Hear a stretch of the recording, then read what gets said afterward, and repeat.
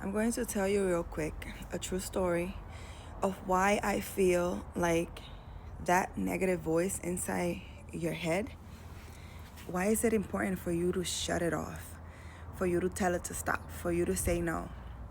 So one day, this is a true story, I was driving to Long Island, New York, and I remember it was a cold day. It was raining.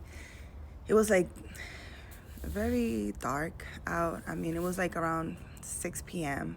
So, in New York, it usually goes dark after 5.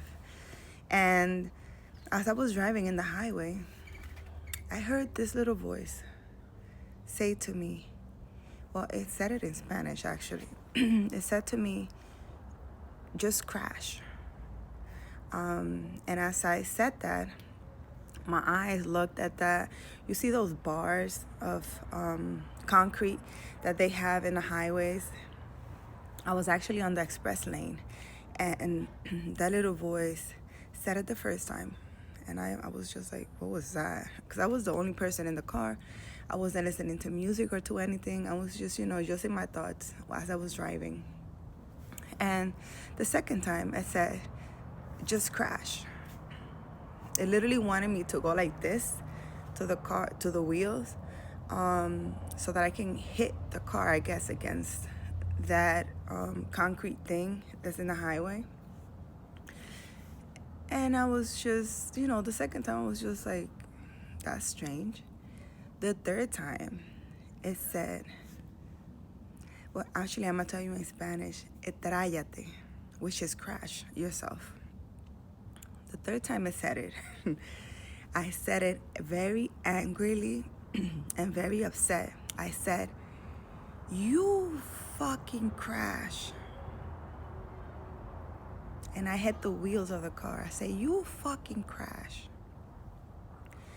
And after that day, I didn't hear that voice ever again. And I think God put those things in my mind because I always used to ask myself, how is it that there's people out there that they go up on buildings and they jump off, that they kill themselves and things like that? And to me, it was like, why would anybody want to do that? What is in a person's mind to do things like this? And, I came to the conclusion that I used to be like, oh, those people are crazy. Those people are not normal, or those people have mental health issues. No.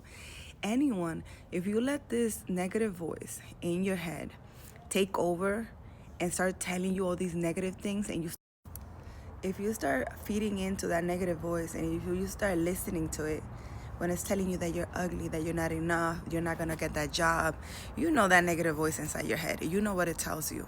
All the negative things, and you're like, why is this voice always talking so negative? You need to shut that negative voice off, and you do it by using your words. Like I said it in the other video, it took me a whole year telling that negative voice to shut up, to stop, to go away.